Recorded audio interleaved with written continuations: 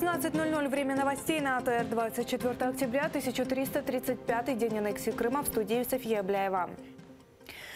Лидера организации украинских националистов Николая Кахановского привезли в суд, и сейчас в Святошинском суде избирают ему меру пресечения. Его задержали позавчера после того, как он после ссоры с одним из командиров правого сектора выстрелил в него из травматического пистолета. Святошинский суд еще вчера должен был избрать для него меру пресечения или отпустить его домой, однако решение перенесли. Его сторонники разгромили зал заседания и на ночь там забаррикадировались. Правоохранители с утра штурмовали зал суда. Сейчас в суде находится наш журналист Виктор Пономарев. Виктор, слышишь ли ты нас? По техническим причинам Виктор Пономарев нас не слышит. Подробнее о том, как прошло заседание суда по избранию меры пресечения, мы расскажем уже в следующих выпусках «Заман». Слезоточивый газ, разбитые окна и поломанная мебель. О штурме Святошинского суда, где избирали меру пресечения Николаю Кахановскому, в сюжете далее. Поліція б'є людей, пшикає людей балончиком прямо в приміщенні залі суду.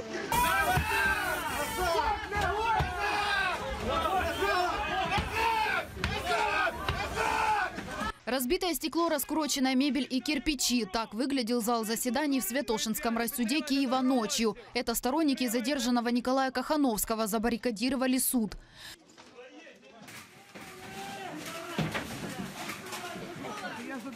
Суд переносит избрание ему меры пресечения на утро. Активисты не хотят, чтобы лидера добровольческого движения ОУН вывозили в СИЗО. З апаратури, там журналісти кричали, хтось з журналістів кричав, там не бийте, апаратура. Просто, про що це говорить? Про те, що був наказ просто бити і абсолютно не розбиратись, хто там що.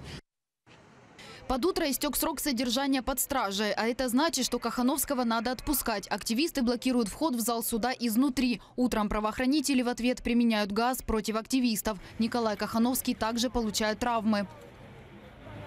Медики, які приїхали оглядати Коханівського, встановили, що його стан потребує негайного медичного, будемо казати так, дослідження для встановлення діагнозу, оскільки в нього є візуально побої на голові, на обличчі. Кахановского отвезли в больницу. Около 30 активистов и 2 журналистов силовики задержали и увезли в Шевченковское управление полиции. Корреспондент «Униан» Сергей Левтер сообщил, что его несколько раз ударили. Также пострадал корреспондент Громадского Дмитрий Реплянчук. Позже их отпустили и извинились перед ними. Сьогодні в 10 годин ранку мною була дана команда розблокувати шляхом фізичного застосування спецпідрозділів поліції, що було здійснено на протязі декількох хвилин. Найбільш активні учасники правопорушення, я думаю, будут затриманы по статье 208 Криминально-процессуального кодекса Украины. Из-за того, что Кахановский получил травмы, заседание суда перенесли на 15 часов. Командира добровольческого батальона ОУН Николая Кахановского правоохранители задержали 21 октября у станции метро «Академгородок» после стрельбы и столкновения с бойцом добровольческого батальона Русланом Качмалою, в котором оба получили травмы. А когда мне по почве стреляют, это нормально? Лидер ОУН Николай Кахановский заявил, что стрельба произошла из-за того, что из общежития возле станции метро «Академгородок» принудительно выселяют жителей. Відома особа епатажно поводить себе на вулицях столиці, влаштувала бійку, яка закінчилася стріляниною. Буде притягатися до відповідальності. По факту погрома в зале суда полиция открыла дело по статье 194. Это повреждение имущества. Если их вину докажут, активистам грозит 5 лет за решеткой. Маргарита Потапова, Людмила Гарпинич, «Заман», АТР. Президент Украины Петро Порошенко пожаловался на зрадофилов. Так он назвал тех, кто критикует позитивные изменения в стране. В частности, новое здание театра на Подоле в столице, которое реконструировали на деньги корпорации «Рошен». Звичайно, що в країні є зрадофіли. Як кажуть українське прислів'я, яким і тризуб над Кремлем постав, вони скажуть, що криво стоїть.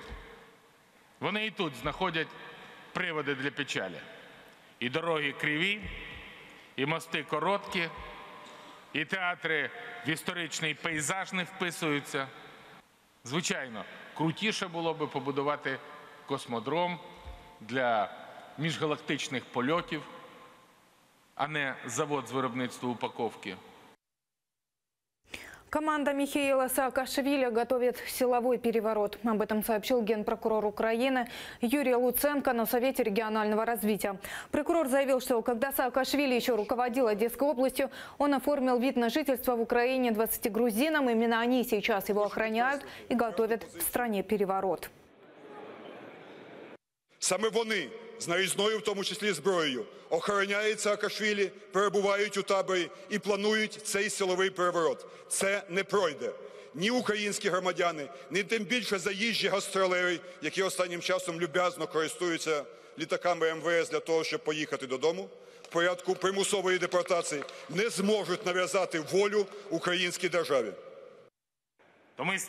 Кроме этого, Луценко сообщил, что Саакашвили уже можно депортировать из Украины. Мол, Государственная миграционная служба отказала экс-президенту Грузии в статусе беженца. Михаил Саакашвили пообещал ответить на заявление генпрокурора. В эти минуты он начинает брифинг. Подробности мы расскажем уже в следующих выпусках «Заман».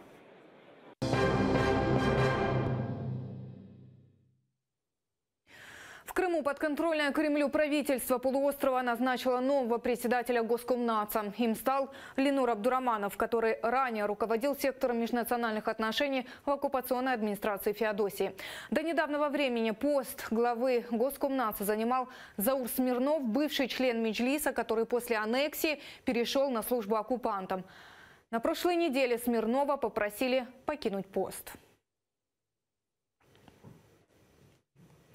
Россияне пытаются расширить зону оккупации за счет Херсонщины. Оккупанты посягают на акваторию Севаша. Об этом заявил постоянный представитель президента Украины в Автономной Республике Крым Борис Бабин. В качестве доказательства чиновник привел недавний скандал, когда два российских пограничных катера заплыли в залив Севаш и забрали сетки с рыбы украинских рыбаков. Чтобы скрыть факт кражи, россияне через свои СМИ обвинили украинцев в браконьерстве. Украинские рыбаки имеют законное право ловить рыбу во всей акватории Азовского моря и Севаша согласно лицензии международных договоренностей. Вилучили з води законно там розташовані засоби лову разом із рибою. І після того, як українські прикордонники наблизилися до них, вони втекли на тимчасово окуповану територію АРК.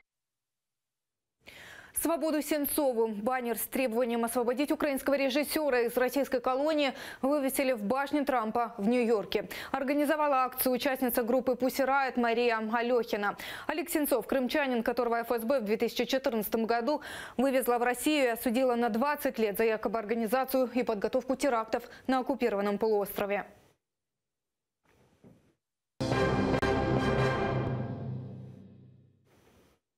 Крым украинский. Об этом заявила Ксения Собчак, кандидат в президенты России. Она провела первую пресс-конференцию в этом качестве. Вопрос о принадлежности украинского полуострова ей задали одним из первых. В частности, Собчак отметила, что крымский вопрос еще надо обсуждать, поскольку на полуострове, цитата, находится большое количество россиян. На конкретный вопрос я даю конкретный ответ. Мы нарушили наше слово. Мы нарушили Будапештский меморандум 1994 года. Мы обещали, и мы это обещание не выполнили. Точка.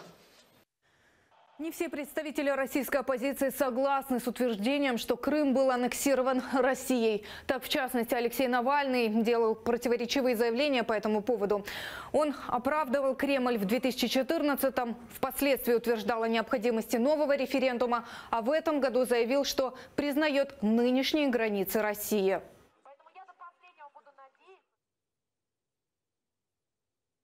Олимпийский огонь зажегся. Традиционно это произошло в Греции, на горе Олимп, на которой 2500 лет назад и проходили древние соревнования. Церемония зажжения огня была театрализована, она символизирует связь древнего мира с современностью. Огонь далее направится в Южную Корею, где в феврале пройдут 23-е зимние Олимпийские игры.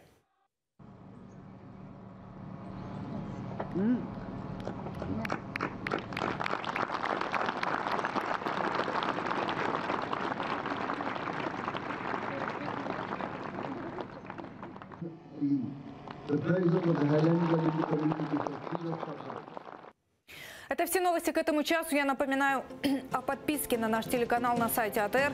Ваша поддержка важна для нас. Далее на АТР информационная программа «Бугунь». Будьте с нами.